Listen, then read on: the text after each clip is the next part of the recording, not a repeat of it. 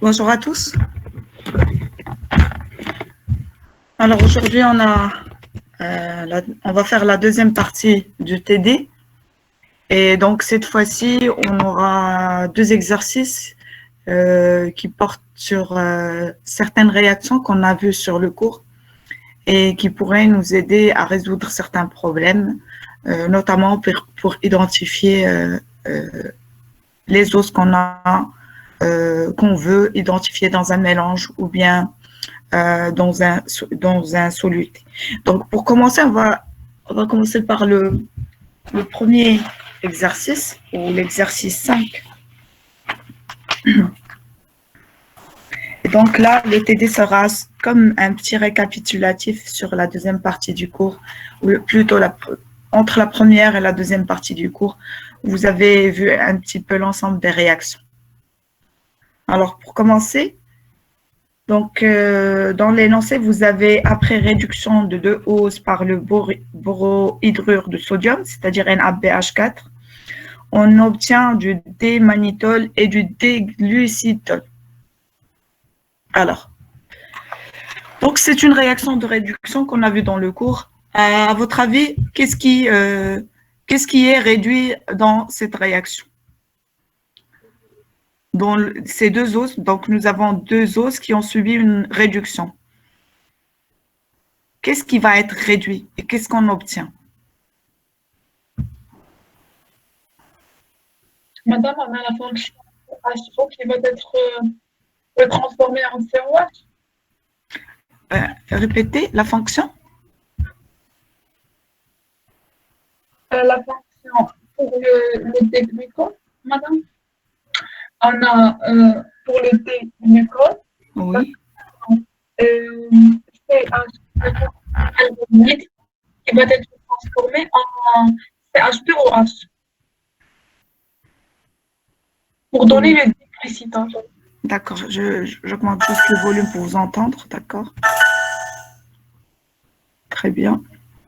Oui, oui, mais en général, je parle en général, pas uniquement dans ce cas-là, d'accord. Oui, vous avez raison, en général. Quelle est la nature des oses qu'on peut avoir?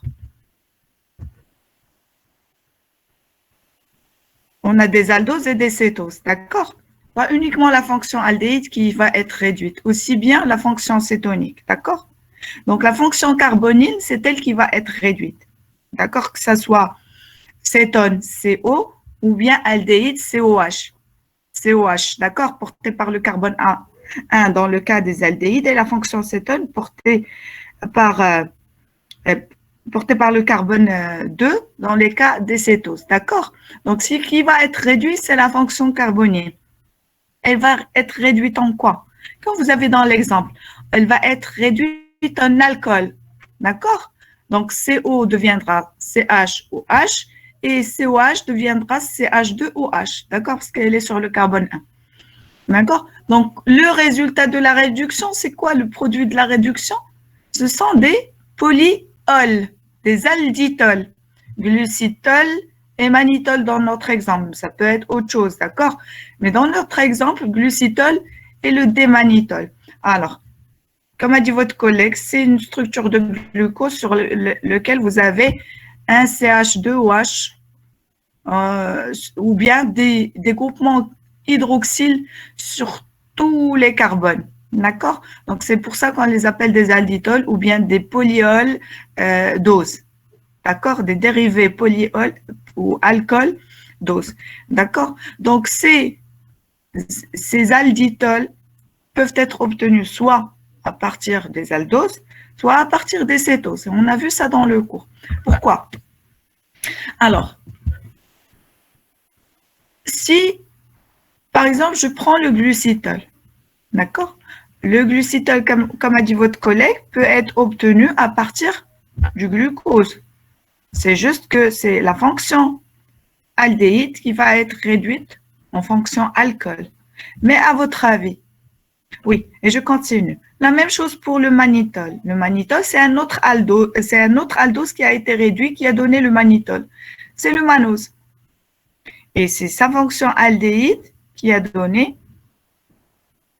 par réduction au NaBH4 qui a donné le CH2OH, d'accord?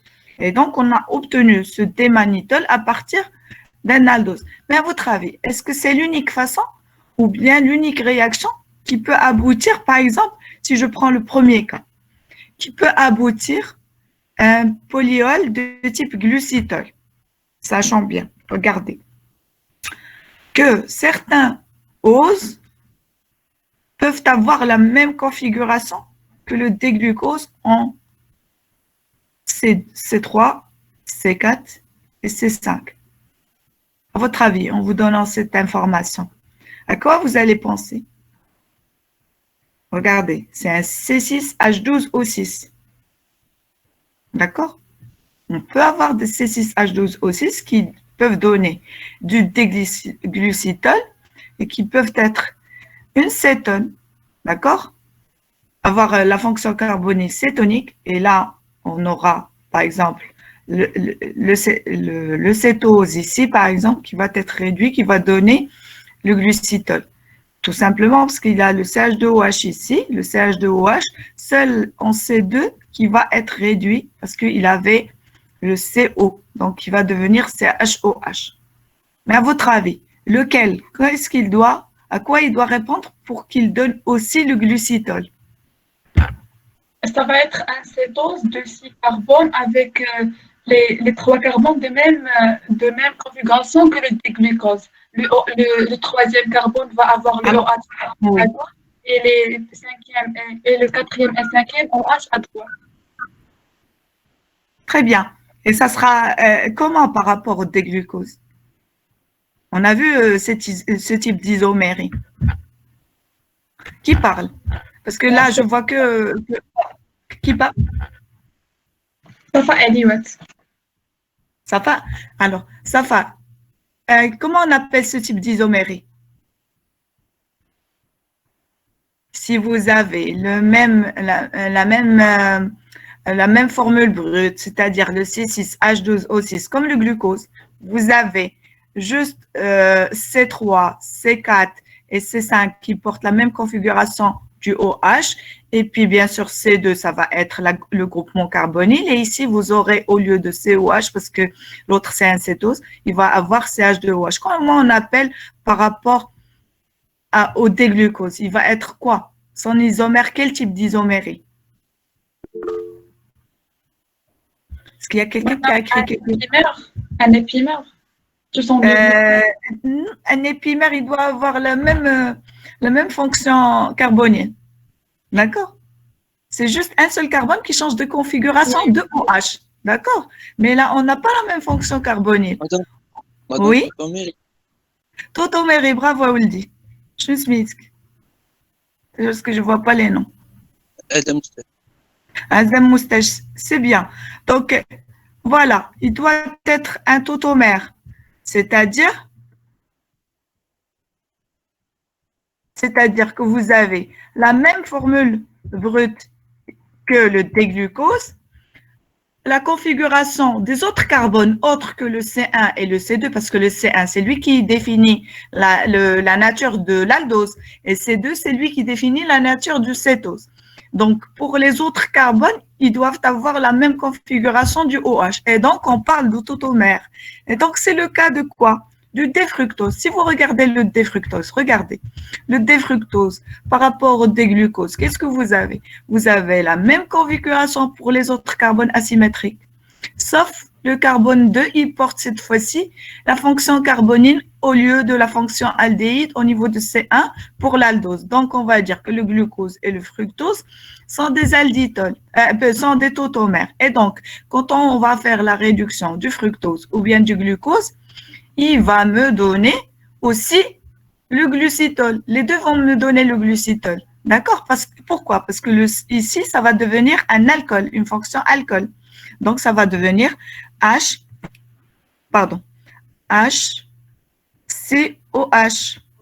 Attendez. Mais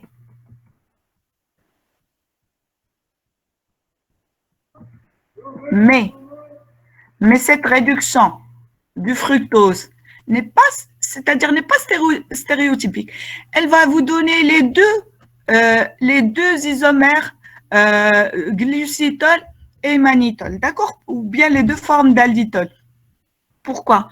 Quand le CO ici va être réduit, le OH qui va s'installer va soit être à droite ou à gauche, d'accord? C'est pour ça qu'on va avoir, à partir de la réduction des fructoses, des cétoses en général, deux alditols. Donc, le OH qui s'installe est soit à droite, soit à gauche. Et dans ce cas, si on regarde la structure, en dépit d'où provient le glucitol ou le mannitol, mais on va juste se focaliser sur cette réaction de réduction par rapport aux cétoses, en général, les cétoses donnent, la réduction donne deux types d'alditol. Par contre, pour les aldoses, la réduction donne un seul produit. D'accord? Et donc, le glucitol et le mannitol peuvent provenir du fructose et le glucitol peut provenir uniquement d'un seul aldose qui est le glucose. De même, le mannose ne peut pas donner le glucitol et le mannitol, les deux. Il peut donner uniquement le mannitol parce que seule la fonction aldéhyde qui va être réduite. Est-ce que c'est compris? Oui, madame. Très bien. Donc, maintenant, on sait d'où peuvent provenir les deux oses. Madame, s'il vous plaît. Oui. Oui. Madame, Oui. s'il vous plaît, pour passer, par exemple, de défructose sur le déglycétol et démannitol, est-ce Oui. qu'on va utiliser la même NABH4 ou un autre élément? Non, on peut utiliser un BH4 comme on peut utiliser un autre agent réducteur, d'accord? Parce que la réduction… Oui. Alors, cette utilisation de NHB4 sur défructose va donner le déglycétol. Les deux.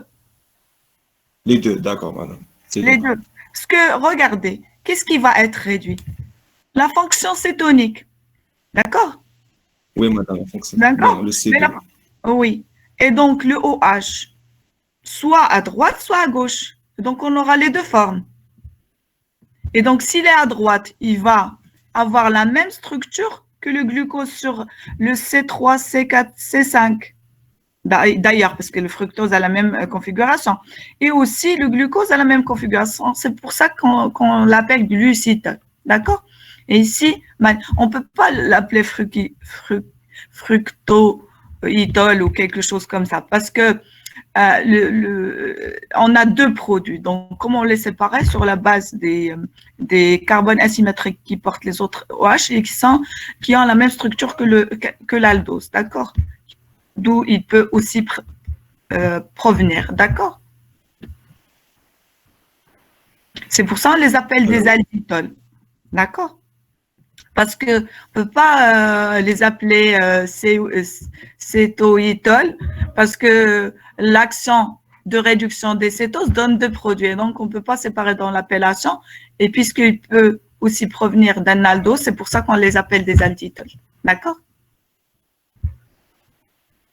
Donc, les alditols sont des polyols, des dérivés polyalcooliques d'os. D'accord? Et donc, est-ce qu'ils sont maintenant des agents réducteurs? Le glucitol et le mannitol.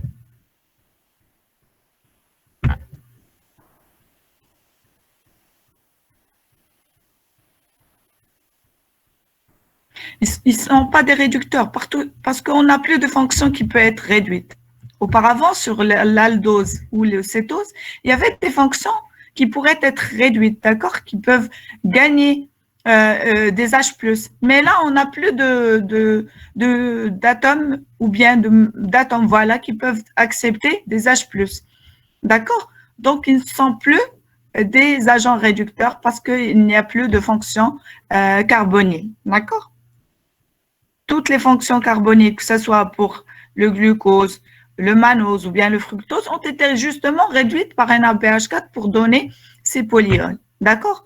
Maintenant, est-ce qu'ils sont optiquement actifs? Bien sûr qu'ils sont optiquement actifs parce qu'il y a des carbones asymétriques.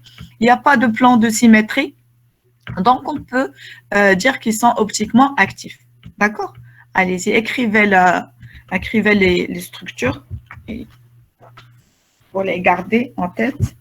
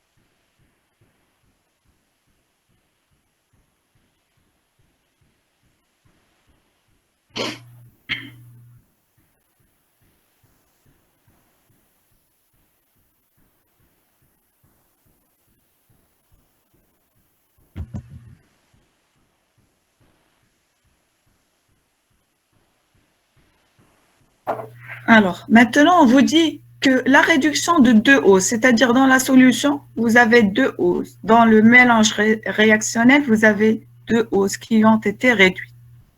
Alors, ces deux hausses, est-ce qu'on peut les définir?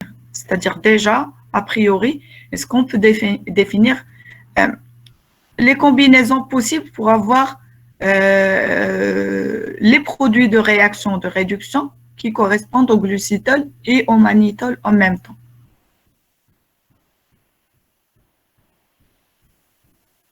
Madame, non, ça peut être le déglucose et le démanose, comme ça peut être le défructose. Oui, comme ça peut être aussi le déglucose avec le défructose ou bien le démanose avec le défructose. D'accord? Parce que ici, je n'ai pas spécifié est-ce que 50%, 50%.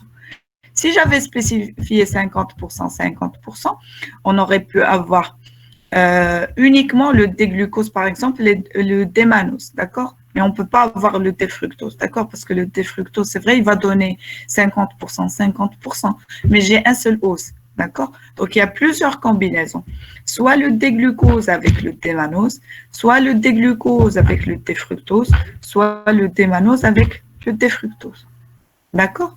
Mais seules les proportions en matière de produits qui vont changer, d'accord? Je peux passer à la deuxième diapositive.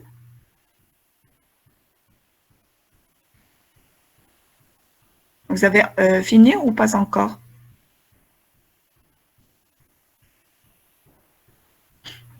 Je passe? Oui, madame. D'accord. Oui. Tu Je vous peux entends, mademoiselle. revenir à diapo précédent de l'exercice Celui-là? 4. Ah, pas maintenant. Qui... À la fin, oui. D'accord. Pas maintenant. D'accord, madame. D'accord, merci. Je vous en prie. Alors, donc la réduction du fructose donne aussi bien le glucitol que le mannitol. On ne peut pas déterminer la nature des oses puisqu'on pourrait avoir plusieurs combinaisons. Et comme je vous ai dit, les combinaisons qu'on peut avoir, ce sont fructose-mannose, fructose-glucose et glucose-mannose. Sauf, alors il faut faire très attention, le glucose, on n'écrit pas comme pour les autres glucides, on écrit les trois premières lettres. Pour le glucose, on écrit GLC. Pourquoi? Parce que si j'écris GLE, GLE, c'est un acide aminé, c'est l'acide glutamique, d'accord? Donc, c'est GLC. Donc, mais ça, vous n'êtes pas obligé d'apprendre. Vous pouvez écrire fructose, mannose, fructose, glucose. Alors, c'est juste pour revenir sur les combinaisons possibles. Si j'ai le fructose et le mannose, j'aurai comme produit de réduction 2/3 de mannitol parce que j'aurai un mannitol ici et un mannitol ici et un tiers de glucitol parce que j'aurai une seule molécule qui est libérée à partir d'un seul fructose. Alors qu'ici, je peux avoir 2/3 de glucitol, un tiers de mannitol. Et ici, j'aurai 50% de glucitol et 50% de mannitol comme produit de la réaction de réduction. Donc, allez-y, écrivez. Si vous avez des questions, vous les posez.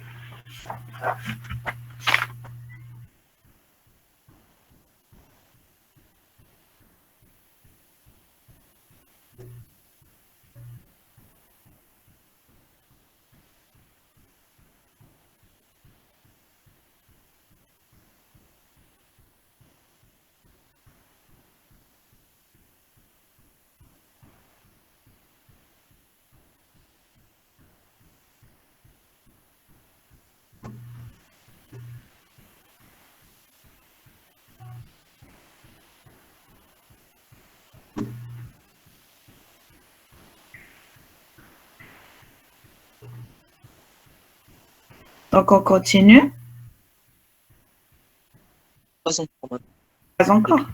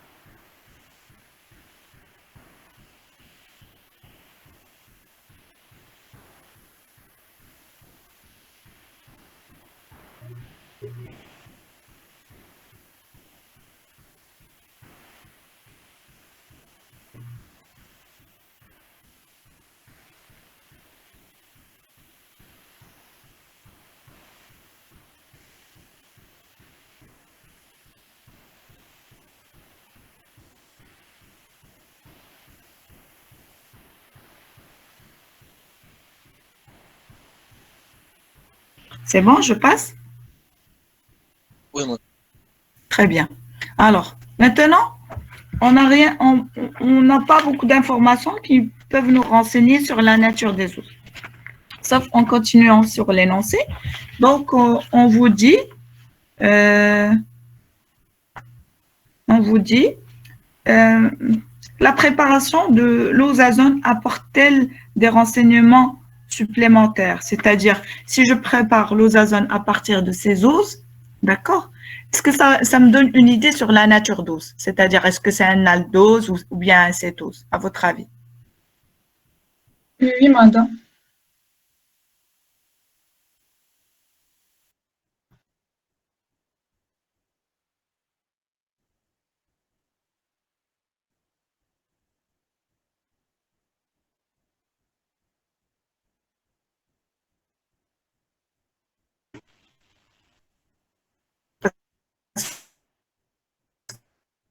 Je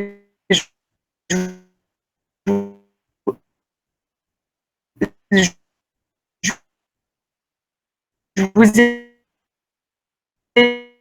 dit dans le cours, dans la Madame, réaction le son est coupé. avec la phényl, la va se en cours, c'est pour ça. D'accord, attendez, je vais juste répondre au téléphone. D'accord?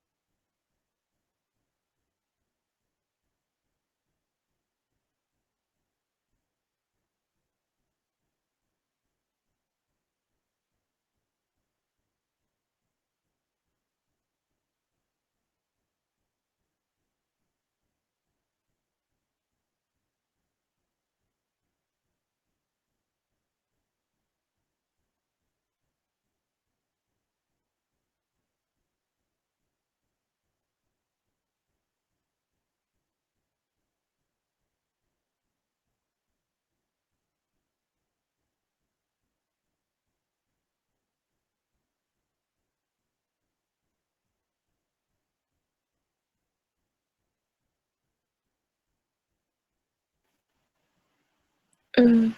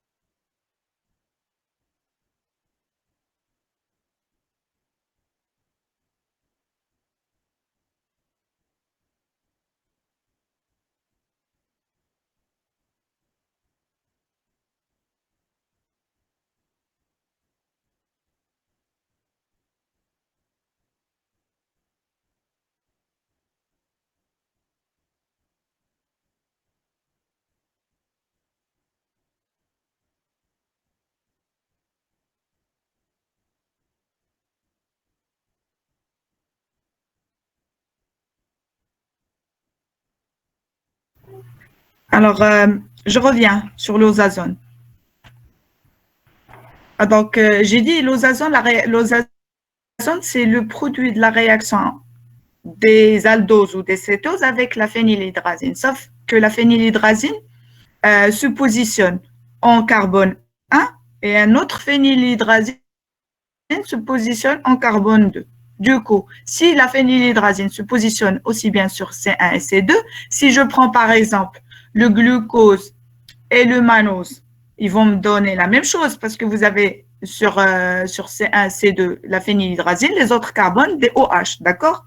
Et si je prends le fructose et je fais la réaction avec la phénylhydrazine, j'obtiens la phénylhydrazine au niveau du carbone 1 et du carbone 2. Du coup, les autres carbones auront la même configuration que si je fais la réaction avec un glucose ou un mannose. D'accord? Donc, la réaction ou le produit de la réaction, c'est-à-dire l'osazone, ne me renseigne en rien sur la nature de l'ose. Est-ce que c'est un cétose ou c'est un aldose? D'accord? Par contre, si je vous avais dit,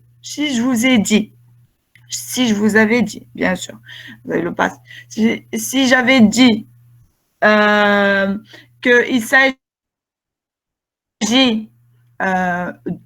d'une réaction qui a fait appel à 3 molécules de phénylhydrazine, alors là, vous allez penser à un aldose parce que la réaction avec la phénylhydrazine pour avoir l'osazone nécessite 3 phénylhydrazine, comme je vous ai dit la dernière fois. Si vous regardez, je ne sais pas c'est quelle page. Attendez, je vais voir la réaction avec le phénylhydrazine. Oui, c'est la page 25. Si vous regardez dans la page 25, vous allez trouver que la réaction pour obtenir un osazone à partir, par exemple, d'un aldose, vous avez 3 phénylhydrazines mises en jeu. D'accord? Alors que si on part d'un cétose, on a besoin juste de 2 phénylhydrazines. Et donc là, je n'ai pas spécifié le nombre de molécules ou bien la formation de l'osazone. Est-ce qu'elle vous renseigne sur la nature des oses? Non, parce que je ne sais pas si j'ai 3 ou 2 molécules de phénylhydrazine qui ont réagi. Tout ce que je sais, c'est que le produit de la réaction, qui est l'osazone, est là. Et donc, je ne sais pas si c'est un aldose qui a donné ou c'est un cétose. Donc, je ne peux rien stipuler ou bien avancer par rapport à la nature de l'os. D'accord? Est-ce que c'est compris jusqu'à maintenant par rapport à cette analyse? Vous êtes là? Oui, madame. Très bien. Est-ce que c'est compris pour tout le monde?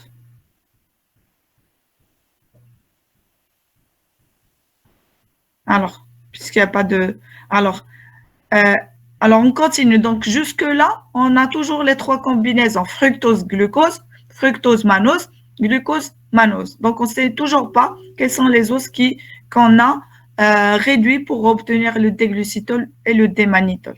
D'accord? Mais plus on continue dans l'énoncé, plus on a des pistes pour comprendre un petit peu quelle est la nature des os ou bien les os que constitue le mélange au début. Alors, on vous dit, après action de l'iode en milieu alcalin, on identifie comme produit l'acide gluconique. Alors, rien qu'en entendant l'acide gluconique, ça nous passe par la tête qu'il s'agit d'une oxydation, parce que quand on fait la réduction, on obtient des dérivés polyalcooliques. D'accord? Quand on fait l'oxydation, on obtient des acides. D'accord? Alors, à votre avis, d'abord, quelle est la nature, à part que la réaction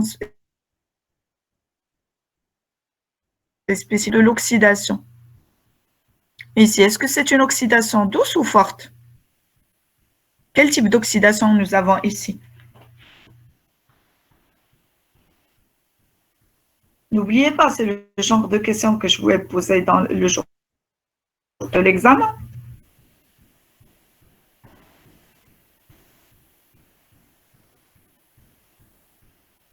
À votre avis, quel type d'oxydation? Est-ce que c'est une oxydation? Si vous pouvez répéter la question. Quel type d'oxydation? C'est-à-dire, demain, je vous pose la question, quel type d'oxydation? Est-ce que c'est une oxydation douce ou la forte? C'est les 2 types d'oxydation qu'on a vus. D'accord. Et pourquoi? Si vous me dites douce, pourquoi? Si vous me dites forte, pourquoi?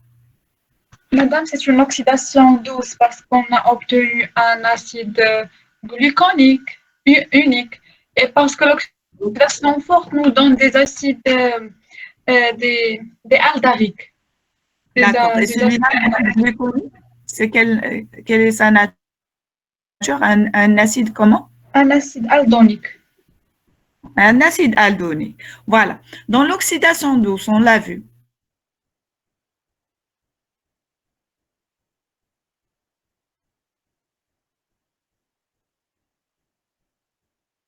Quand on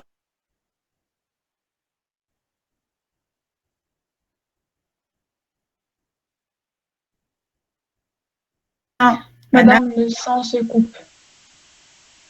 une dose,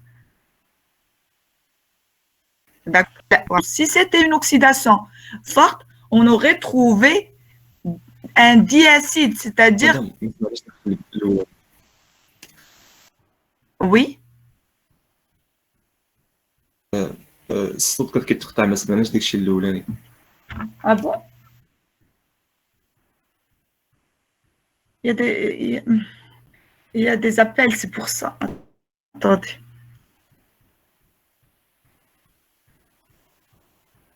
Je ne sais pas, c'est la responsable de TP qui appelle. D'accord? Excusez-moi, je vais juste voir avec elle.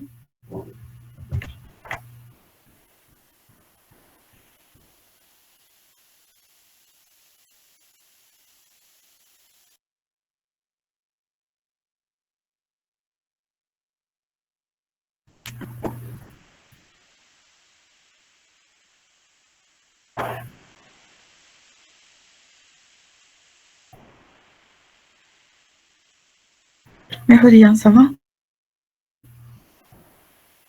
عندي TD.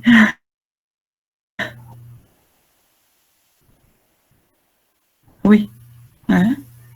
Mhm.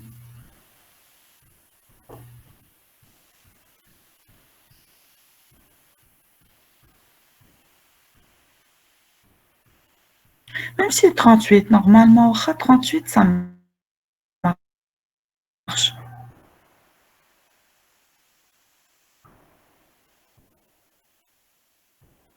غادي تسداد la session ياك.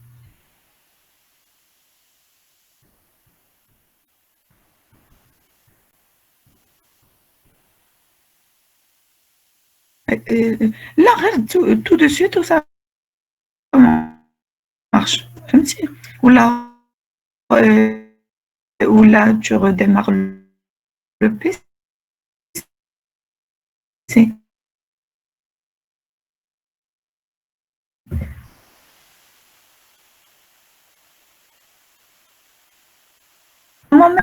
Tout de suite, ça tout à l'heure. Merde. Et donc là, j'utilise le téléphone pour ne pas avoir des coupures parce que le Wi-Fi, ça coupe. Donc, c'est pour ça. Donc, dès que je reçois un appel, ça coupe. C'était le responsable de TP. Donc, ils ont un TP en parallèle. Il y a quelques problèmes techniques. Alors, est-ce que vous m'entendez là? Est-ce que vous m'entendez? Oui, madame. Oui, madame. D'accord. Alors, je répète. Le monsieur qui m'a parlé, c'est Mohamed? C'est Mohamed? Ou c'est Amin, je ne me rappelle plus. Tu as fait le pause dans Nordin, oui. Dans l'oxydation. Alors, le type d'oxydation. On a vu deux types d'oxydation. Une oxydation douce et une oxydation forte. On a vu pour les aldoses.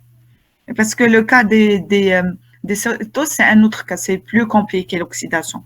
Mais on s'est focalisé beaucoup plus sur l'oxydation des aldoses. On a dit que l'oxydation, et parce que justement, la réaction ici avec l'I2, c'est une réaction spécifique aux aldoses. D'accord? Et donc, je l'ai mis en jaune pour vous dire qu'on est en train là de faire une oxydation spécifique aux aldoses, pas les cétoses. D'accord? Et donc, quand on fait une oxydation douce des aldoses, qu'est-ce qui se passe? On a uniquement un seul carbone qui est oxydé. D'accord? Soit le carbone 1 qui porte la fonction aldéhyde, soit le C terminal. Donc là, donc ça, c'est le cas de l'oxydation douce. Donc, on obtient un acide aldonique. Mais quand on a une oxydation forte, vous avez formation de deux groupements carboxyles et on parle de diacide. D'accord? C'est l'oxydation forte. Ici, on a obtenu un seul acide, un seul groupement acide. C'est l'acide gluconique. C'est un acide aldonique. Et donc, c'est une oxydation qui est douce. D'accord? Et donc, le produit de cette oxydation, c'est le glucose qui a subi en C1 une oxydation douce, c'est-à-dire une transformation de la fonction aldéhyde en fonction carboxylique. D'accord? Et comme I2, c'est spécifique uniquement des aldoses, donc l'acide gluconique n'est obtenu qu'à partir, excusez-moi, que du glucose. D'accord? Donc, à votre avis, en arrivant à ce point-là, et sachant bien qu'on a obtenu uniquement de l'acide gluconique suite à cette oxydation et que cette réaction, elle est spécifique uniquement aux aldoses, est-ce que vous arrivez déjà à voir quelle est la combinaison qui est correcte, qui correspond aux deux oses que je suis en train de chercher? Allez-y, une petite réflexion, répondez-moi. Alors, vous avez une oxydation. Le glucose, il est sûrement présent parce qu'on a abouti à un acide gluconique. Oui, très bien. Et qu'est-ce Madame, oui. Madame, si on avait le mannose, est-ce que lui aussi, il doit subir une oxydation parce que c'est un aldose? Très bien. Donc, on n'a pas de Maintenant, mannose, on doit avoir un fructose. est-ce que le fructose, il réagit? Non, parce qu'il n'est pas réagi avec I2, donc c'était un glucose et un fructose.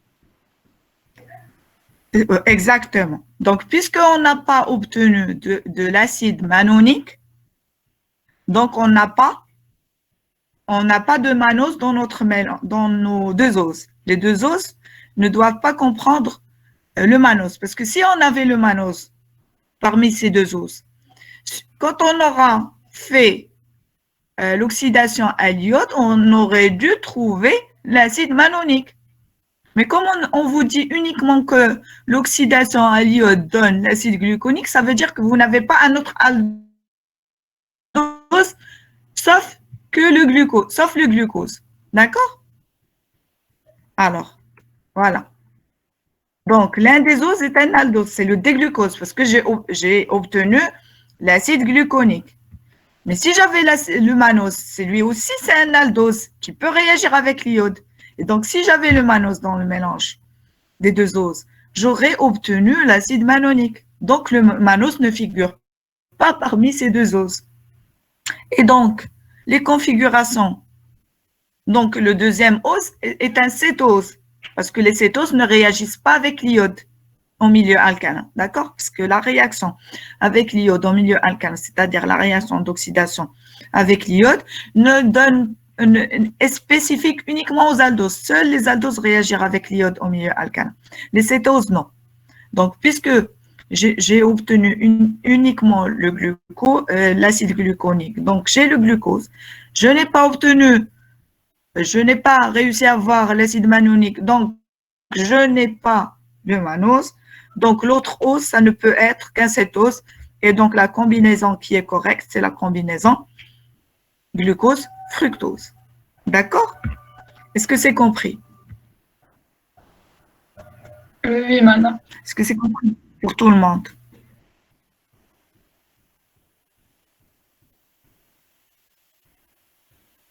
Est-ce que c'est compris pour tout le monde? Oui, madame. D'accord. Nordine, c'est compris? J'appelle les noms qui se présentent. D'accord?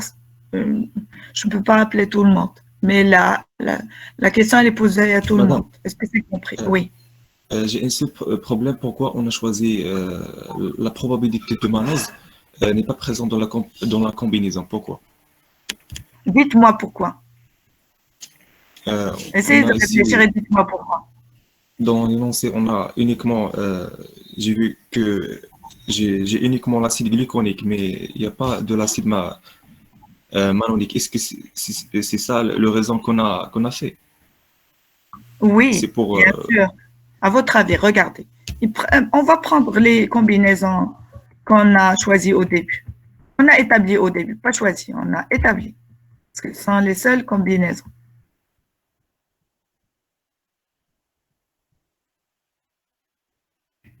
Alors, c'est ça les combinaisons possibles. Ce sont le fructose mannose, fructose glucose, glucose mannose, oui ou non? Alors, d'après l'énoncé, on a fait une oxydation des deux oses, oui ou non? À l'iode, en milieu alcalin, d'accord? À votre avis, si je prends la combinaison fructose mannose et j'ajoute l'iode, qu'est-ce que ça va me donner? Va donner les combinaisons qui est en relation avec le mannose et le fructose, c'est-à-dire l'acide manonique, par exemple. Ce n'est pas les combinaisons, ça ne va pas donner. C'est-à-dire, si je prends ces deux oses et je dis ce sont les deux oses que j'ai dans le mélange, d'accord? Je vais vérifier. Est-ce qu'effectivement, on vous dit dans l'énoncé que l'oxydation avec l'iode donne l'acide gluconique. Je vais voir est-ce que ça va me donner l'acide gluconique. Le défructose, est-ce que je suis en train de parler ici? Dans la première combinaison, le défructose, est-ce qu'il va réagir avec l'iode?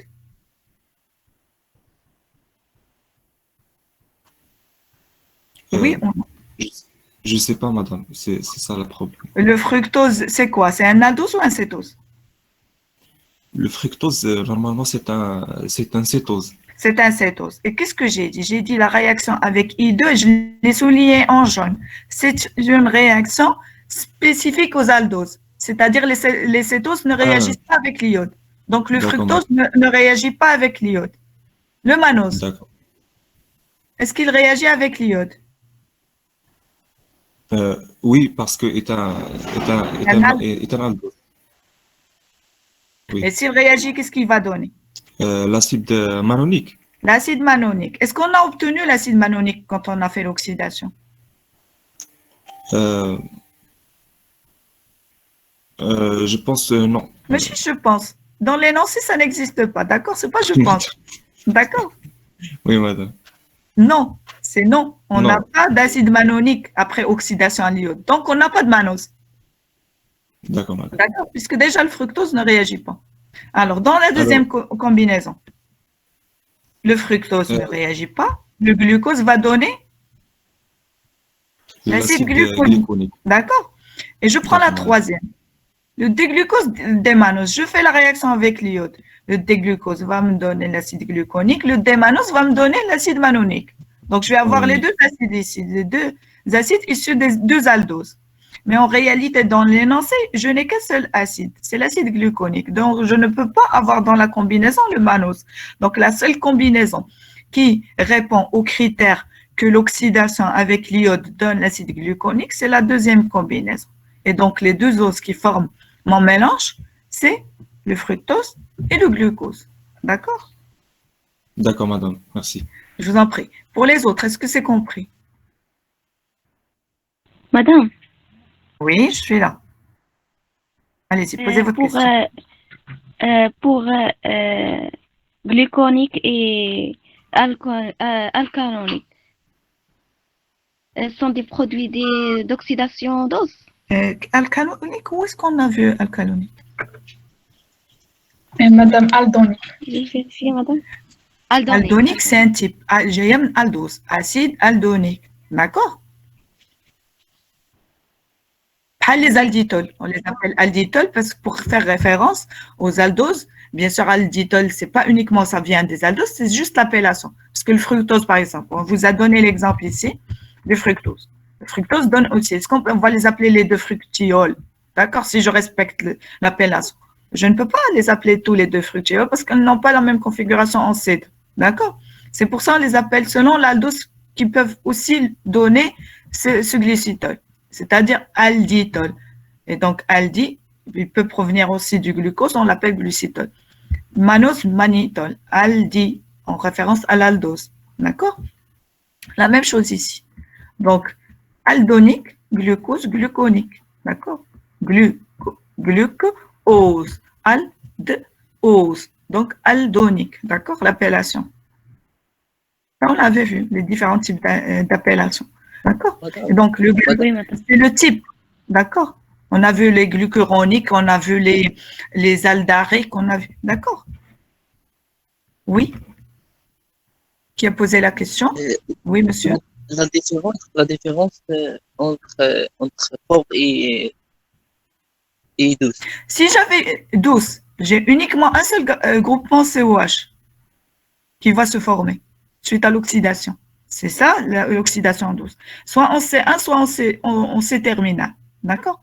Mais là, on l'a en C1 parce que c'est l'acide gluconique. D'accord? Si j'avais une oxydation forte, j'aurais obtenu COH en C1, comme ici, et un autre COH en C6. D'accord? Et on parle de diacides. Ce sont les acides aldariques. D'accord? Oui, C'est-à-dire, au madame. lieu d'avoir l'acide gluconique, on aura l'acide glucarique. D'accord? Avec COH en C1 et COH en C6. D'accord? D'autres questions? Non, madame. D'accord. C'est bon? Donc, écrivez l'analyse.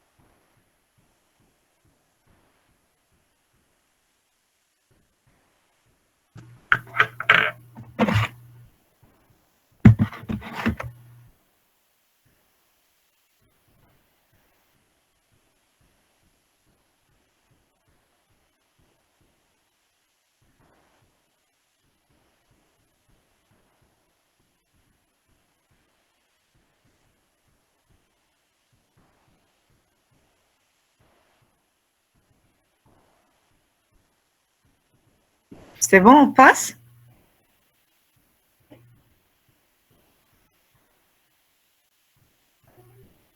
Pas de questions par rapport à cet exercice? C'est bon? Oui, madame. D'accord. Donc, c'est toujours dans ce genre de problème, on part de quelque chose qui est vague, c'est-à-dire on a plusieurs hypothèses. Et au fur et à mesure qu'on avance dans l'énoncé, on découvre des choses et on arrive à rétrécir le champ des hypothèses qu'on avait. Donc, à chaque fois, on annule une hypothèse pour avoir l'ose rechercher. D'accord, maman, je suis en train de faire. C'est pour le travail, oui. Excusez-moi. Excusez-moi, ce sont les enfants. Et puis, c'est le samedi, c'est pour ça. Alors, on continue. Donc, comme je vous ai dit, à chaque fois, on commence à partir de quelque chose qui est vague pour aller vers quelque chose qui est vraiment très rétréci. C'est une sorte d'entonnoir. Et donc, à chaque fois, il faut répondre aux critères qui sont décrits dans l'énoncé. D'accord? Et donc, vous allez voir ça plus concrètement dans le tas et vérifier depuis le début, est-ce que ça correspond effectivement à l'ose recherchée ou bien aux oses recherchées. Et donc, on va le voir dans le deuxième exercice. D'accord? Alors, le deuxième exercice, là, on va voir un ensemble de réactions que vous avez vu dans le cours, justement, que ce soit les réactions de réduction, d'oxydation, la synthèse, la dégradation. Et ça, justement, ça vous fait un petit rappel par rapport au cours. D'accord? Et donc, on va commencer par l'énoncé. Et donc, on vous demande de déterminer la structure linéaire d'un ose à partir des données suivantes. D'accord? On vous dit, cet ose est apparenté stéréochimiquement du déglycéraldéhyde. Ça veut dire quoi? Qu'est-ce que ça peut nous enseigner? Un aldose de série D. Très bien. Donc, puisque stéréochimiquement, il est apparenté au déglycéraldéhyde, déjà on a la série D. On a le glycéraldéhyde qui est un aldose, le triose, le premier, le plus petit aldose qu'on peut avoir. Et donc, c'est le parent de tous les aldoses. D'accord? Et puis, la série D, automatiquement, tout ce qui va venir après, comme après synthèse, donc on aura toujours la série D. D'accord? Donc, il s'agit bien d'un D-aldose. D'accord? Donc là, on est toujours sur des gènes. Donc, on ne peut pas dire, est-ce que sur la série D des aldoses, on a une vingtaine d'oses. D'accord? Rien que sur l'affiliation que vous avez 8, 4, 2, donc ça fait 6, 14, vous avez 15, d'accord? 15 aldoses. Donc, on ne sait même pas est-ce que c'est un triose ou bien ce sont des exoses, d'accord? Donc là, on est sur quelque chose de vague. On n'a pas encore spécifié notre aldose avec une grande précision. Donc, tout ce qu'on sait, c'est un aldose de la série D. C'est un ose avec une fonction aldéhyde et dans le OH porté par le nu. Et plus on va continuer à avancer dans l'exercice, plus on va voir plus clair. C'est-à-dire, on va rétrécir le champ de choix ou bien les critères pour lesquels on va déterminer notre ose. Et donc, le premier critère, à quoi correspond? On vous dit l'ose en milieu acide et à chaud, et ça, il faut faire très attention, en milieu acide et à chaud, et en présence d'orcinol, donne une coloration verte. Alors, comment on appelle cette réaction? On a vu ces réactions dans le cours. Comment on appelle cette réaction? C'est une réaction de Bial. C'est la réaction de Bial, B-I-A-L. Alors, quelles sont les deux autres réactions qui se ressemblent à cette réaction?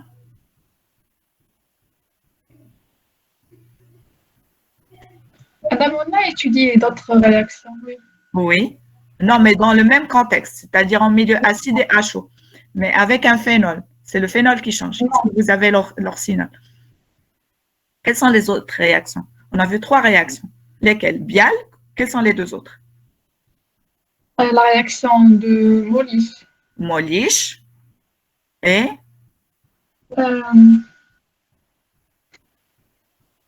Selivanov. Madame, c'est Livanov. D'accord. On va commencer par la réaction de Molish. Alors, la réaction de Molish, elle est un peu générale.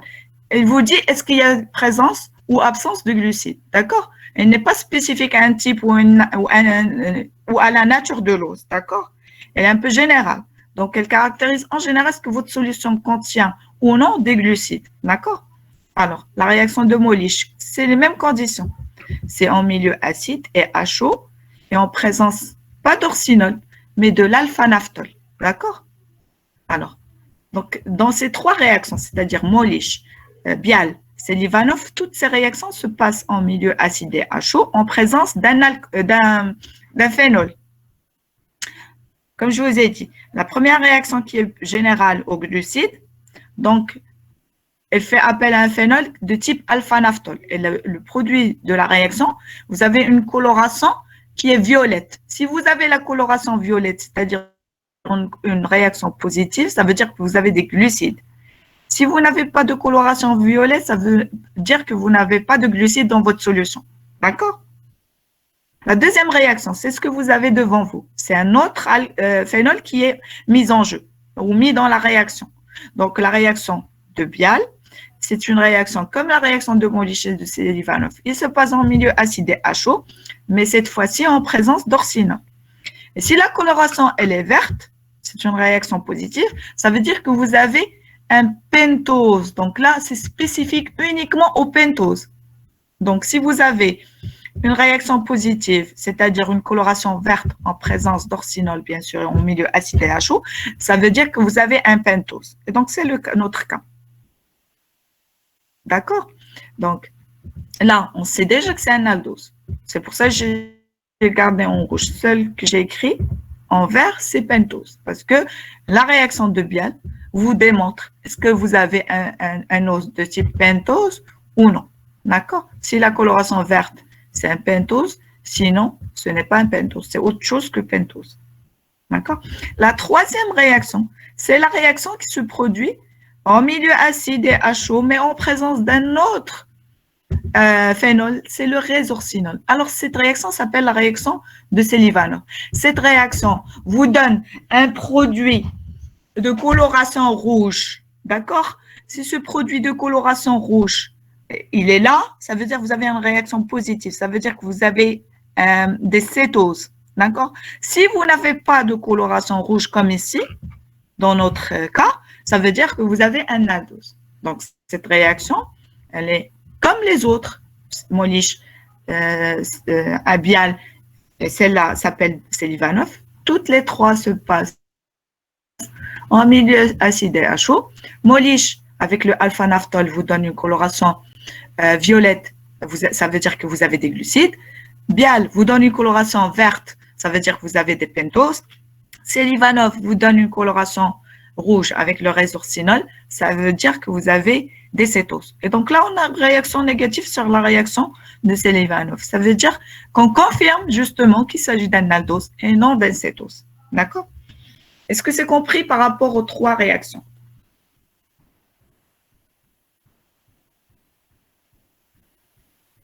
C'est compris? Vous les avez dans le cours. C'est juste, j'ai fait un récap. Et ici, on vous a fait un petit rappel par rapport aux 2, parce que là, pour commencer à identifier l'os, on vous donne des informations. D'accord? Donc, au début, on ne savait pas. C'était juste un D-aldose. Maintenant, on sait que c'est un aldose de la série D avec 5 atomes de carbone. Alors, quelles sont les possibilités possibles? C'est-à-dire, quels sont les os qu'on pourrait avoir comme os possible dans notre cas. Si vous regardez dans l'affiliation des aldoses, quels sont les pentoses que vous avez? Madame, on a le D-ribose, Oui. le D-arabinose, Oui. le xylose et le D-lixose. L'ixose. Vous avez 4 possibilités. Soit votre pentose correspond au D-arabinose, soit au D-ribose pour garder l'ordre, soit soit au déribose, soit au arabinos, soit au xylose, soit au lixose. D'accord? On ne sait pas. On a 4 pentoses dans la série D des aldoses. D'accord? Donc, jusqu'à maintenant, on est parti de quelque chose qui est général, une dizaine ou plus, une quinzaine d'aldoses de la série D vers 4 pentoses de la série D qui sont le ribose, l'arabinose, le xylose et le lixose. D'accord? Donc, plus on continue dans l'énoncé, plus on arrive à résoudre le problème. Donc, qu'est-ce qu'on vous dit? Il peut être obtenu par synthèse de Kiliani-Fischer à partir d'un tétrose. C'est normal. Et donc là, on confirme qu'il s'agit d'un pentose. Oui, c'est normal. Un pentose est obtenu par synthèse de Kiliani-Fischer à partir d'un tétrose. Et on sait, si par exemple ici, notre aldopentose, on sait uniquement qu'il est de la série D, donc l'avant-dernier OH, il est à droite, mais on ne sait pas quelle est la position du OH sur C2 et C3. Et donc, on vous dit qu'il peut être obtenu par synthèse de Kiliani-Fischer à partir d'un tétrose. On sait que la synthèse de Kiliani-Fischer permet d'allonger la chaîne carbonée et le nouveau carbone qui s'installe prend la position 2. D'accord? Donc, quels sont les tétroses qui peuvent me donner le pentose que je cherche? Quelles sont les possibilités?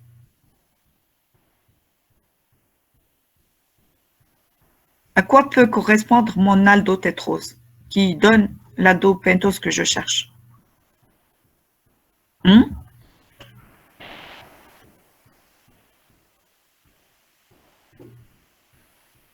Madame, je n'ai pas compris votre question. Alors, qu'est-ce qu'on nous on est en train de chercher? On veut savoir quelle est notre aldopentose. Oui ou non? Oui. Qu'est-ce que tu as dit, Safa, tout à l'heure? Que l'aldopentose peut être un ribose, peut être l'arabinose, peut être le xylose, peut être le lixose. Oui ou non? Oui, c'est ça. Alors, si je reviens en arrière, quels sont les tétroses que, par synthèse de Kiliani-Fischer, permettent d'avoir le ribose, ou bien l'arabinose, ou bien le xylose, ou bien le lixose? Les tétroses. Madame, vous posez la question concernant les tétroses qui peuvent nous donner ces pentoses. D'accord. Et les érythroses et les tétroses. Regarde. Voilà. Donc, mon aldopentose, il est soit ribose, soit arabinose, ou bien xylose ou lixose. 4 possibilités. D'où peuvent provenir, par exemple, le déribose et le dérabinose? Ils proviennent du déérythrose. Et le D-xylose et lixose proviennent du D-tréose. Du tétrose. D'accord? Oui. Donc, l'aldotétrose qui, par synthèse Kiliani-Fischer, donne l'aldopentose que je cherche est soit l'érythrose, soit le tréose. Oui ou non? Oui, madame. Pour les autres, est-ce que c'est compris? Madame, Ah. Je vais... Moi aussi. Attendez.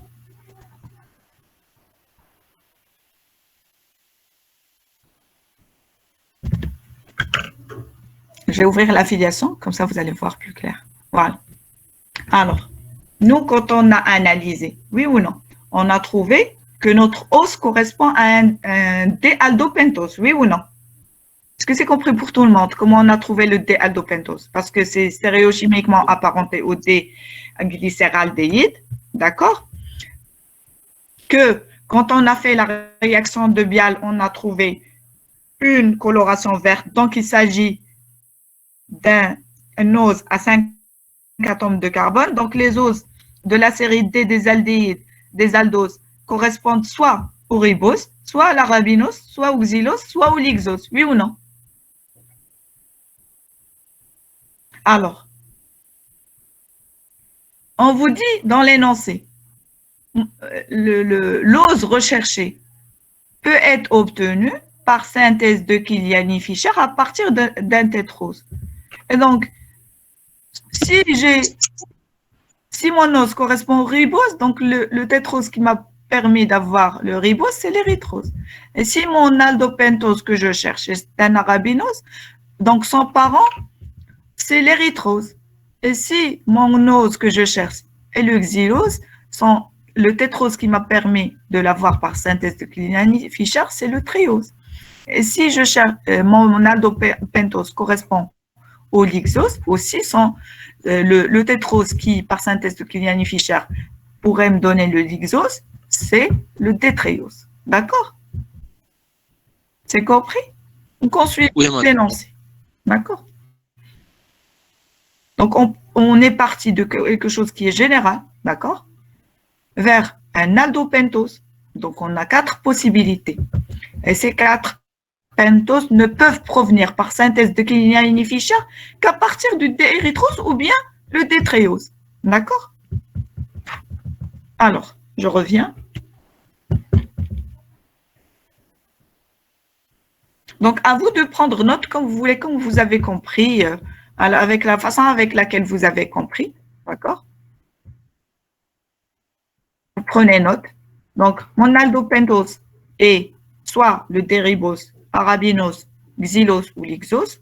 Et donc, si je prends les 2 premières hypothèses, c'est-à-dire ribose ou arabinose, ils ne peuvent provenir que de la synthèse de Klignani-Fischer de l'érythrose. Et si je prends les 2 autres oses, les 2 autres hypothèses d'aldopentose qui sont le xylose et le lixose, ils ne peuvent provenir de la synthèse de Klignani-Fischer qu'à partir du triose. Ils sont tous les 2 des tétroses. D'accord? Allez-y, écrivez. Écrivez la réaction de synthèse de Klignani-Fischer. Donc, juste ici, voilà. Je vais mettre comme ça, vous gardez en tête tout ça.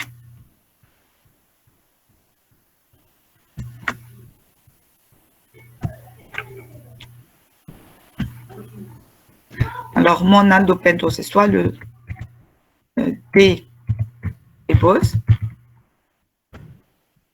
ou bien le D-arabinose, bien le D-xylose, ou bien le D-lixose.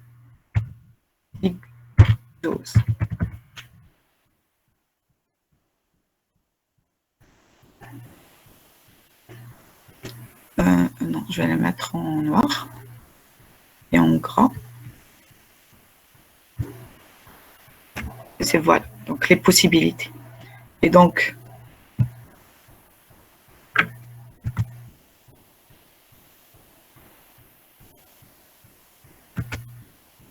voilà.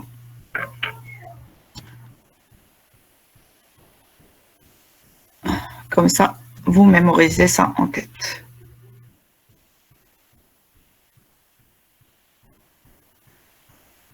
Mais comme je vous ai dit, à chaque fois, il faut que quand vous rentrez, vous êtes le soir chez vous, c'est pas le texte. Quand vous êtes chez vous le soir, donc essayez de refaire ces exercices-là. Comme ça, vous les mémorisez. D'accord?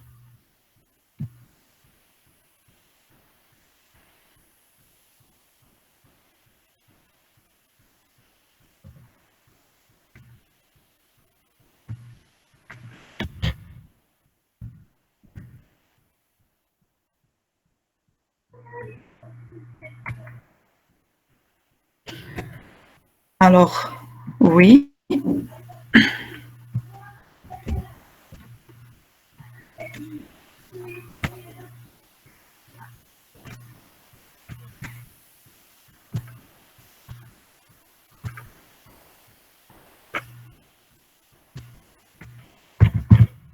Maintenant, c'est plus clair?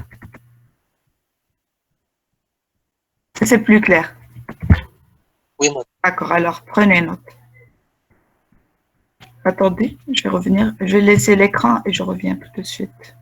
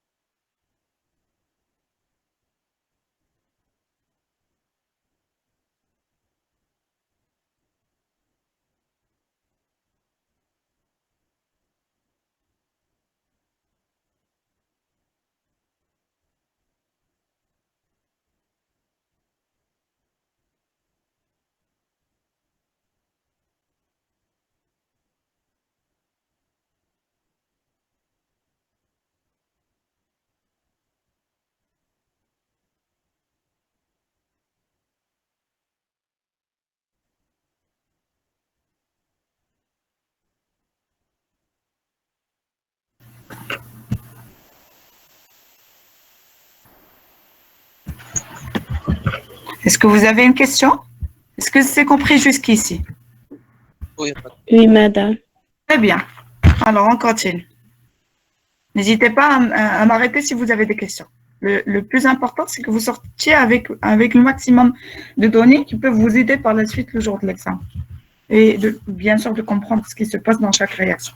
Alors, donc là, on a encore 4 possibilités. C'est-à-dire, soit mon pentose est un ribose, soit c'est un arabinose, soit c'est un xylose, soit c'est un lixose. Donc, je n'ai pas encore défini. C'est l'énoncé, c'est la suite de l'énoncé qui va me permettre de définir est-ce que c'est l'érythrose qui est le parent de mon aldopentose, et donc là, je vais dire mon aldopentose est un ribose ou arabinose, ou bien le parent de mon aldopentose est le tréose, et donc le pentose que je cherche est soit le xylose ou le lixose. Donc, je vais voir qu'est-ce que ça veut dire. Ça me dit cet énoncé. La réduction du tétrose par NADPH4 donne un produit optiquement inactif. Alors, la réduction par NADPH4. Et donc là, j'ai un aldose. D'accord? Il me donne quoi, la réduction du tétrose? Qu'est-ce qu'elle donne? C'est quoi le produit de la réaction par réduction au NADPH4? Ce sont les aldétols. Ce sont les aldétols. Et donc, je vais faire la réduction de l'érythrose et du détréose. Et je vais voir qu'est-ce que je vais obtenir. D'accord? Alors, j'ai fait la réduction. Regardez, j'ai pris l'érythrose. Et donc, la réduction, c'est réduire la fonction aldéhyde en fonction alcool. D'accord? La même chose pour le détréose. Je réduis la fonction aldéhyde en fonction alcool. D'accord? Et donc, quand je regarde les molécules que j'ai obtenues, que ce soit l'érythriol ou le tréiol, ces deux polyols, c'est vrai qu'il y a des carbones asymétriques, mais quand je regarde la première molécule ou le premier aldétol issu de l'érythrose, qu'est-ce que je trouve? Je trouve un plan de symétrie. D'accord?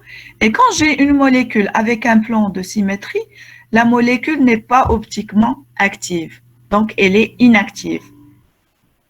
Par contre, le produit de réduction du tréose est optiquement actif. Il n'y a pas de plan de symétrie. Il n'y a que des carbones asymétriques sans plan de symétrie. D'accord? Et donc, je vais dire que le tétrose qui m'a permis d'avoir le pentose par synthèse de Killiani-Fischer n'est autre que l'érythrose et non pas le tréose. Parce que la réduction de cet érythrose, c'est lui qui a donné un produit optiquement inactif. Donc, seul l'érythrose a répondu à ce critère. D'accord? Et donc, à votre avis, aujourd'hui, est-ce que je peux encore limiter le champ de choix de mon aldopentose? Maintenant, qu'est-ce que j'ai comme hypothèse sur l'aldopentose? Quels sont les pentoses ou bien le déarabinose.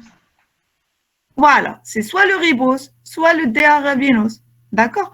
Parce que le tétrose qui m'a permis, par synthèse de Killiani-Fischer, m'a permis d'avoir soit le ribose, soit l'arabinose et l'érythrose. D'accord?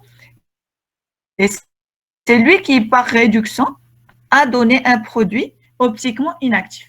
D'accord? Est-ce que c'est compris pour les autres?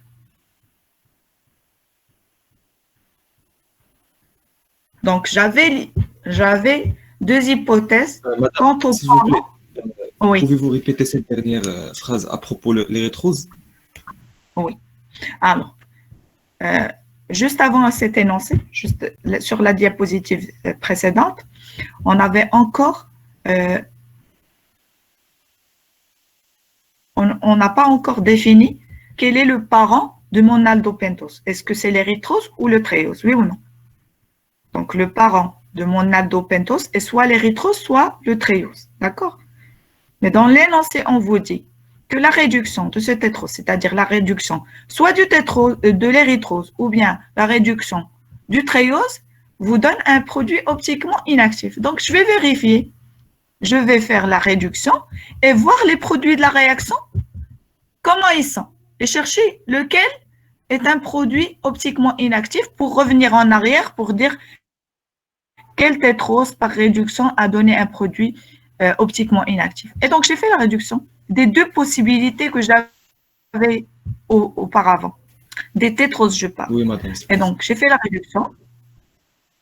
Merci. On a trouvé sur la première molécule, je continue même pour les autres, qu'on a trouvé sur le premier alditol qu'il est optiquement inactif. Et donc, le tétrose qui a donné un produit optiquement inactif, c'est l'érythrose. Et donc, l'érythrose, c'est lui le parent de mon aldopentose. C'est-à-dire, c'est lui qui, par synthèse de Kiliani-Fischer, me donne l'aldopentose que je cherche. Et donc là, j'ai limité encore le champ de choix de l'aldopentose. Donc, mon aldopentose est issu de l'érythrose, donc il est soit l'arabinose, soit le ribose. Et bien sûr, c'est la série D. Donc, je vous donne le temps pour écrire ça.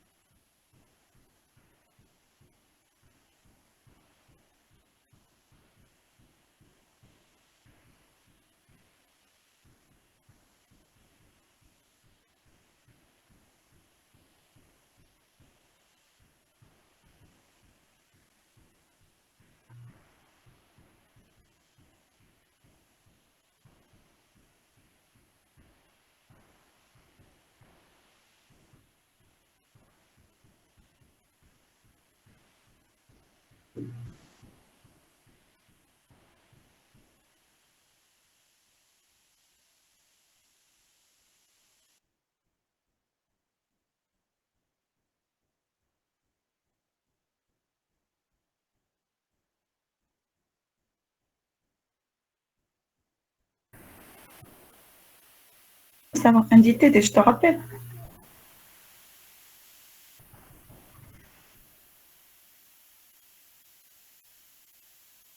علاش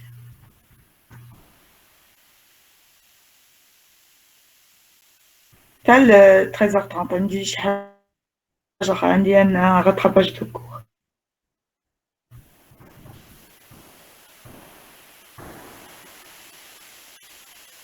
Dis-moi en attendant parce que les étudiants sont en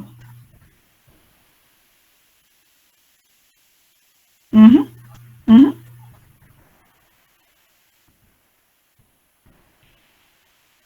Ah, hmm.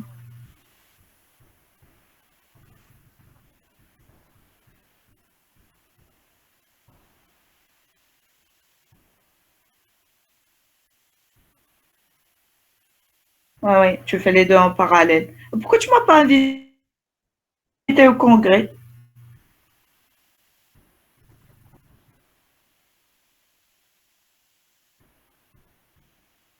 Ouais. Mhm, mhm, mhm.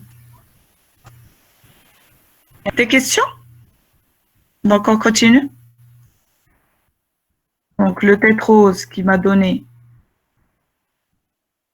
mon pentose, donc c'est l'érythrose. Donc, mon aldopentose, c'est soit le D-ribose, soit le D-arabinose.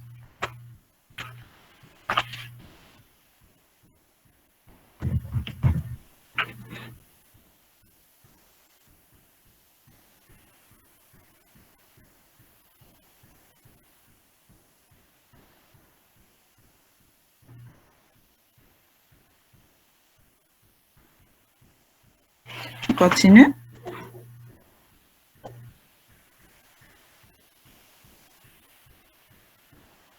Oui, Très bien. Alors, Madame, pas encore. On n'est pas encore terminé d'écrire. D'accord, allez-y. C'est bon. Il n'y a pas de souci, allez-y.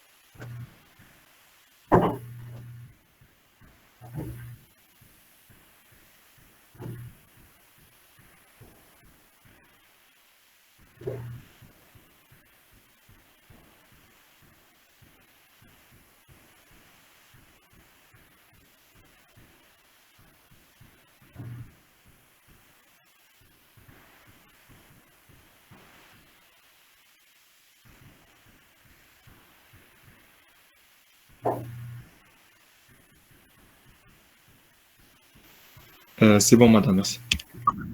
D'accord, je vous en prie. Alors, donc, on vous dit que l'aldopentose qu'on cherche, c'est-à-dire soit le ribose, soit l'arabinose, peut être obtenu par dégradation de Wolff. À votre avis, d'où est-ce qu'on peut avoir, par exemple, le ribose? On peut l'avoir à partir de deux épimères, parce que la dégradation de deux épimères en C2 donne le même ose. La même chose pour l'arabinose. On va l'obtenir à partir de deux épimères. Et si on regarde la filiation, les deux épimères qui peuvent donner le ribose par dégradation de Wolff pleine sont l'allose et l'altrose. D'accord? Donc, si je fais la dégradation, donc, soit de l'altrose, soit de l'allose, je vais obtenir le même ribose. Là, on a vu dans la dégradation de Wolff, dans le complément de cours, d'accord? Et donc, si je prends ces deux épimères, bien sûr, à condition que l'épimère soit en C2, d'accord? Parce que c'est le C2 qui va devenir C1 pour l'ose obtenue à partir de la dégradation, d'accord? Et donc, chaque deux épimères en C2 vont me donner le même ose par dégradation de Wolff pleine. Et si je vais dans la même, dans l'autre sens, dans le sens opposé, c'est la synthèse. C'est-à-dire, je peux obtenir deux épimères à partir, par exemple, de l'arabinose. Je peux obtenir deux épimères qui sont le glucose et le mannose, deux épimères en C2. Et donc, automatiquement, la dégradation de ces deux épimères me donne un seul ose qui est l'arabinose. Et de la même façon, l'allose et l'arthrose, leur dégradation donne un seul produit de dégradation qui est le ribose. D'accord? Donc maintenant, on a toujours cette hypothèse, ces deux hypothèses. C'est soit le ribose, soit l'arabinose. Mais en avançant, comme je vous ai dit dans l'énoncé, on va découvrir lesquels de ces couples d'os par dégradation de Wolff pleine vont donner soit le ribose, soit l'arabinose. Donc, je vais chercher entre ce deux couples.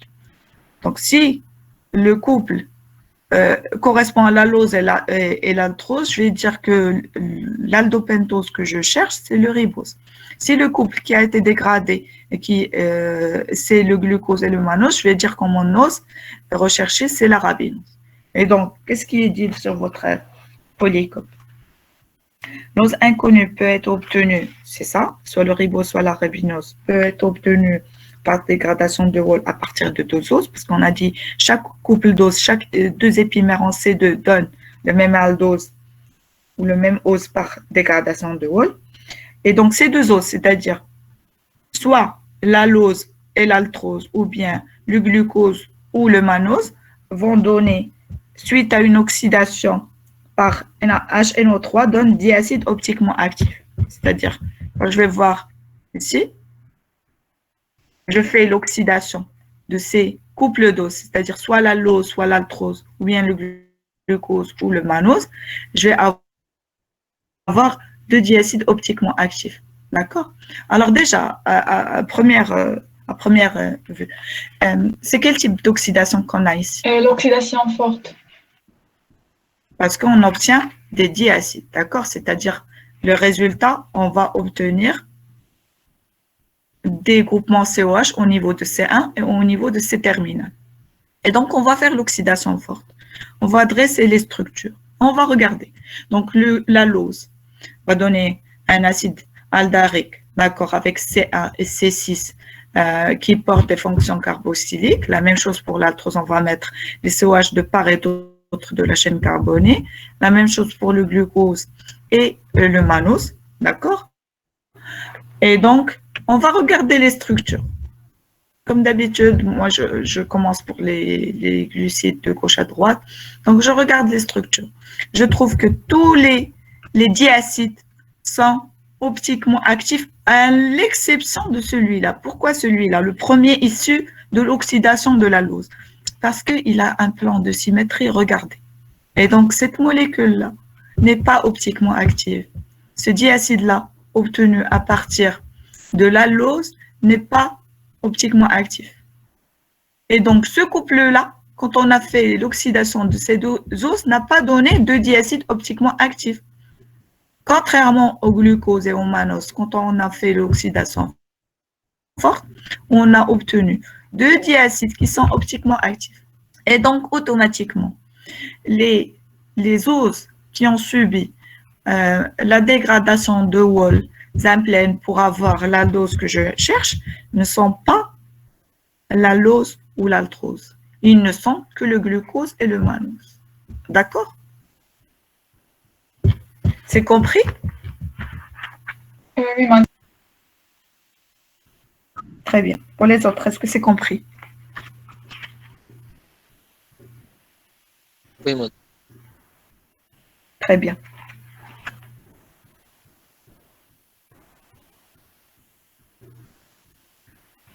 Alors, prenez note. Je vais mettre juste la batterie.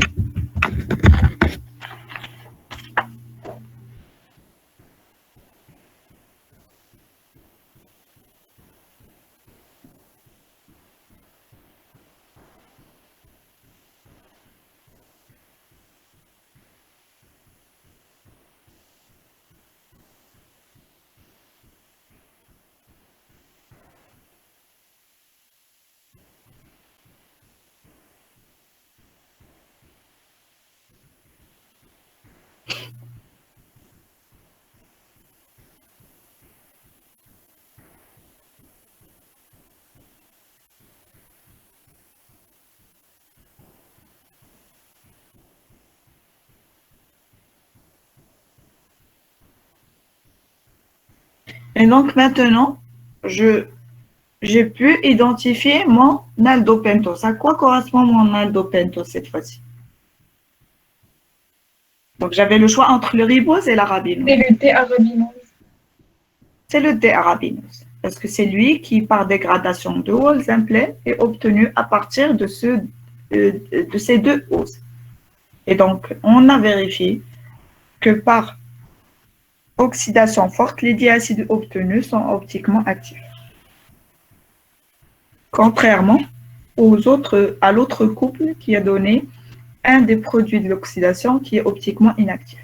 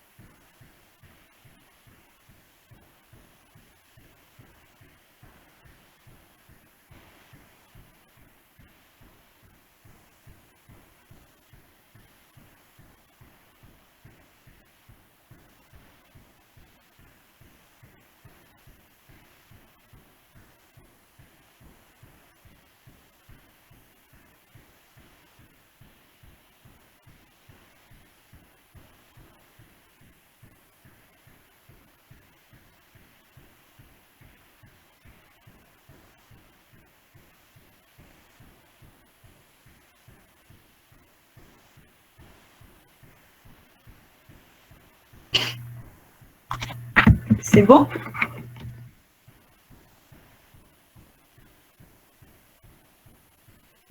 Et donc, on continue.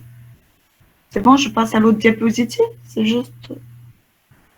Vous avez écrit les diacides? Oui, madame. D'accord. Alors, maintenant, l'ose inconnue, comme je vous ai dit, correspond à Carabinos, puisque le couple qu'on a défini, qui a subi la dégradation de Wozenplane pour avoir l'aldopentose qu'on cherche, c'est le couple glucose-mannose. Et donc, l'ose ou l'aldopentose en question, ce n'est que l'arabinose. D'accord?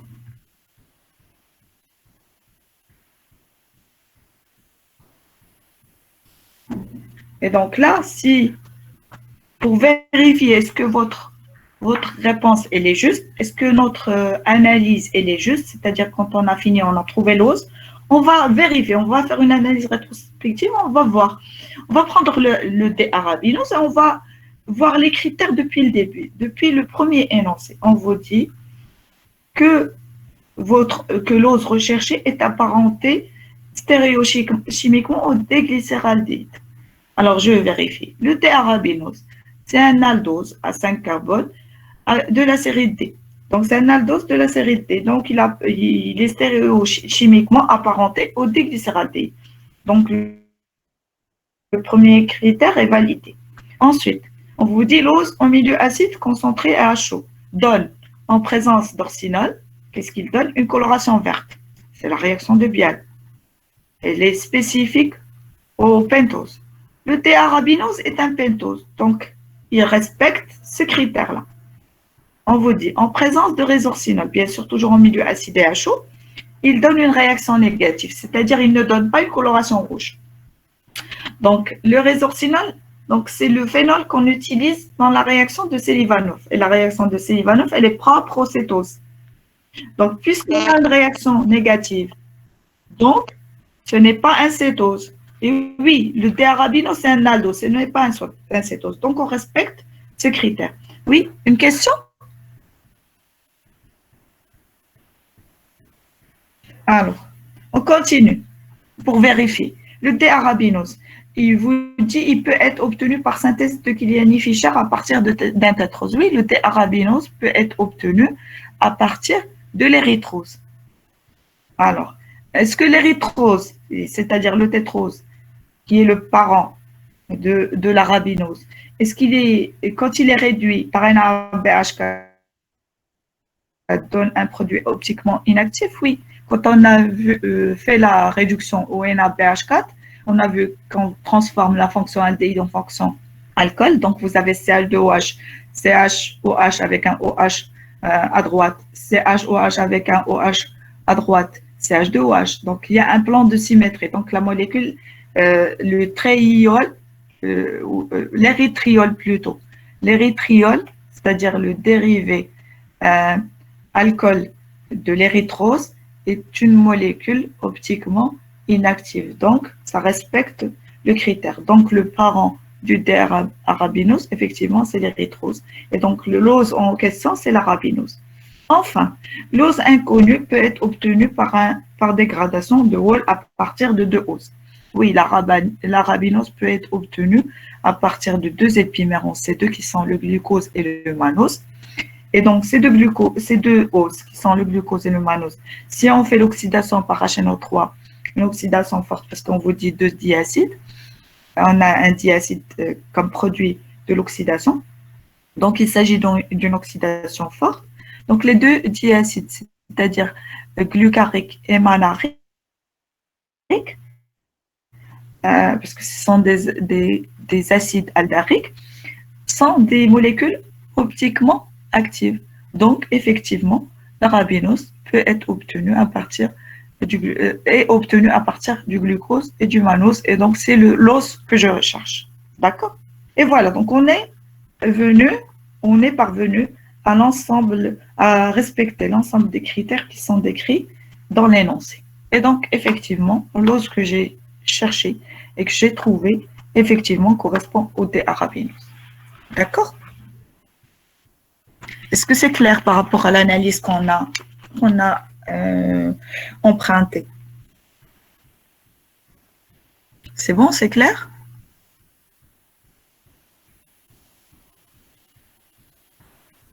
Des questions? Pas de questions? Non, madame. D'accord, très bien. Est-ce que c'est clair pour tout le monde? D'accord. La demoiselle qui voulait voir le diapositive tout à Madame, la l'heure. dernière diapo, s'il vous plaît. Celle-là? Oui, madame. Oui. D'accord, allez-y. C'est juste celle que vous avez avant, d'accord?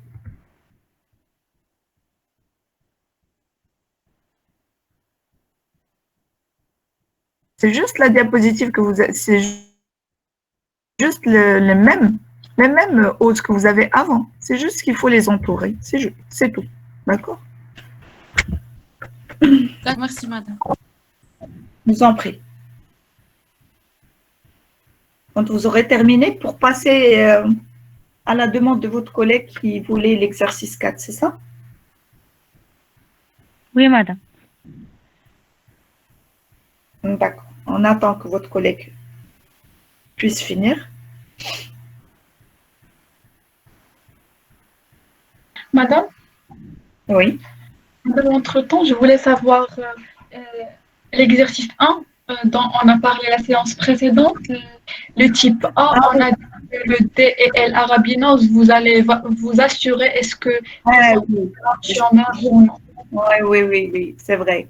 Je n'ai pas encore vu. Je vous promets, comme j'ai dit à vos collègues, on va faire une séance comme une séance supplémentaire pour se familiariser avec les structures. Donc, c'est là où je vais vous répondre. D'accord? D'accord, merci. Et donc, la date vous sera communiquée le jour. La date et l'heure vous sera communiquée par les délégués. Madame, je vous ai demandé la séance dernière d'annoncer ces séances supplémentaires en classroom parce que on n'a pas toujours accès aux messages des délégués parce qu'il y a trop de messages sur les groupes. Et Il n'y a pas de souci. Je vous le dirai sur la classroom. Ça, d'une part. D'autre part, si vous connaissez des amis à vous, d'accord, qui ont des problèmes, qui n'ont pas pu avoir leur mail académique à temps, il faut les avertir aussi, d'accord? Parce que Madame, moi, oui, quand je reçois une demande d'adhésion, je les ajoute dans mais je sais que certains n'ont pas mon email peut-être, n'ont pas les emails des autres enseignants. Donc, si vous les connaissez et que le jour de la séance supplémentaire, ils ne sont pas au courant, prière de les avertir pour les aider, d'accord? d'accord, merci, madame. Je vous en prie. De toute façon, je le ferai sur la classroom pour la section A et la section B.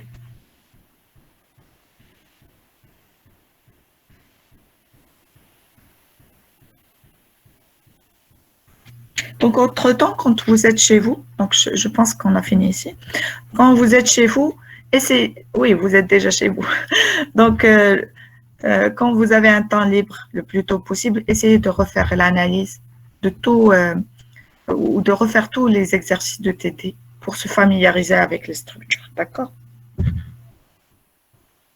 Alors, la demoiselle qui m'a posé la question, c'est au niveau de l'exercice 4, c'est ça?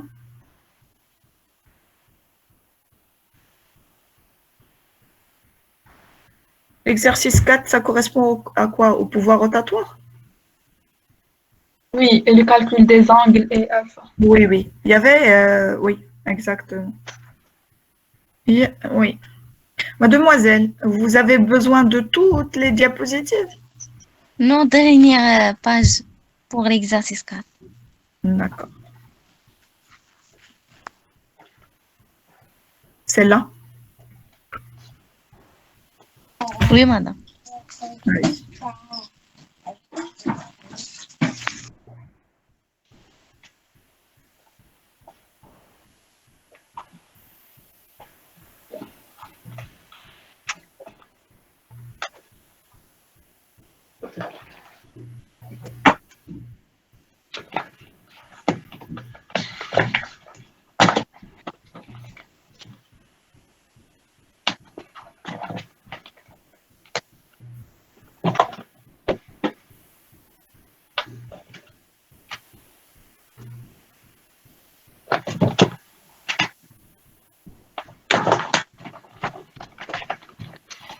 C'est bon, madame.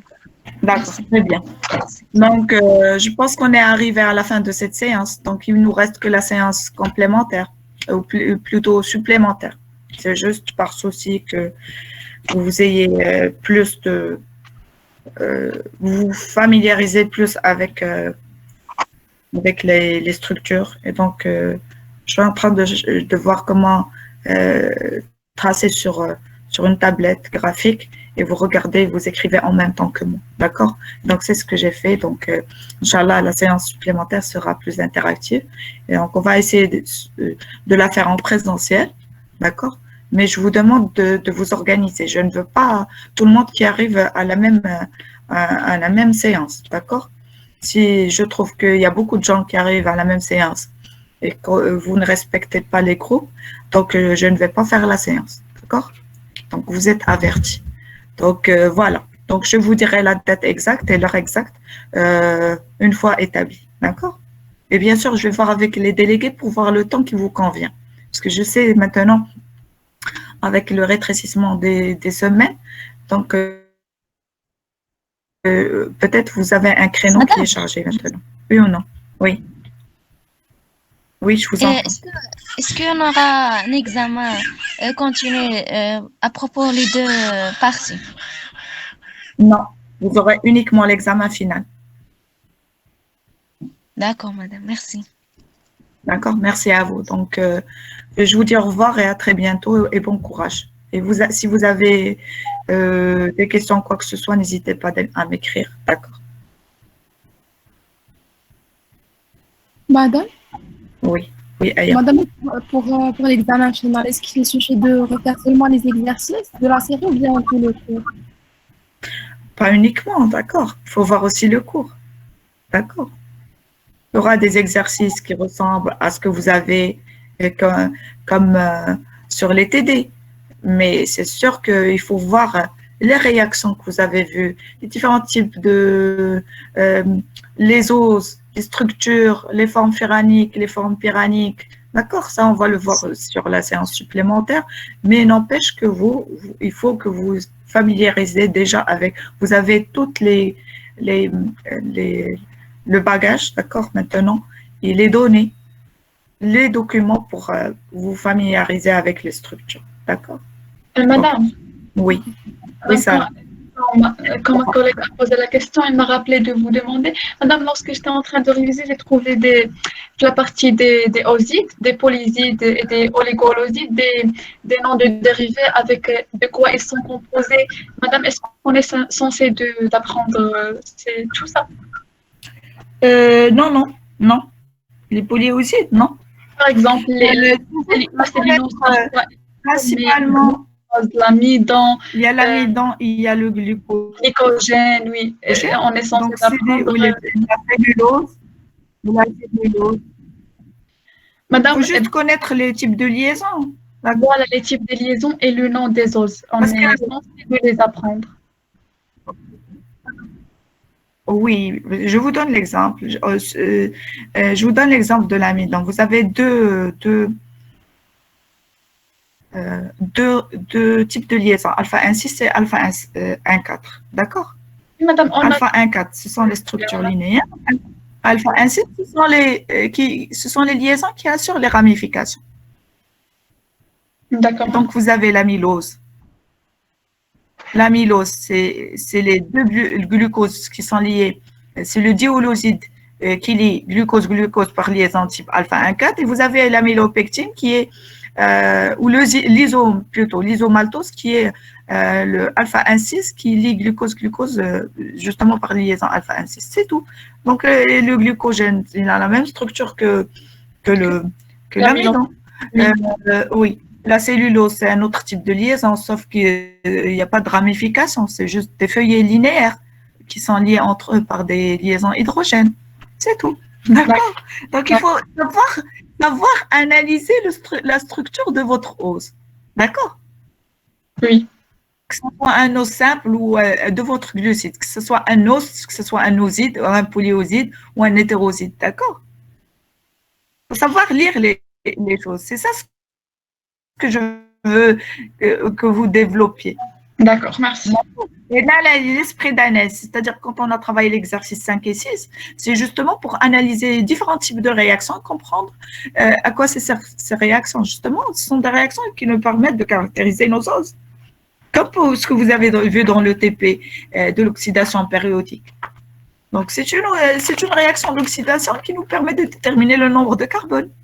Oui, madame. D'accord. Ça, je voulais juste savoir sur les dérivés, mais d'accord. Ah oui. Et quand je vous ai donné l'exemple de l'acide hyaluronique, l'acide hyaluronique, c'est dans le sens où des oses, des différents types d'oses, on a dit qu'on peut avoir des trioses, qu'on peut avoir. Et le cas d'anonose, c'est le cas de l'acide nana, c'est un dérivé d'ose.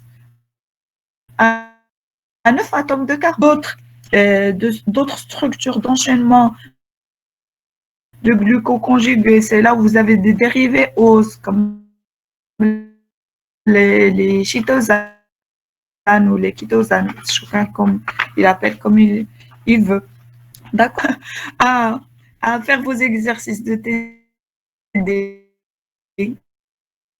à comprendre un petit peu comment on passe de la structure linéaire à la structure cyclique, les appellations, tout ça, c'est 80% de l'examen. D'accord. Même si je vous donne une structure qui est un peu plus complexe et tout, aussi jamais vous avez entre cours et TD. D'accord. D'accord, madame, c'est bien clair. Un rattrapage avec la section B. Donc, si vous n'avez pas de questions, 2 minutes encore pour avoir vos questions.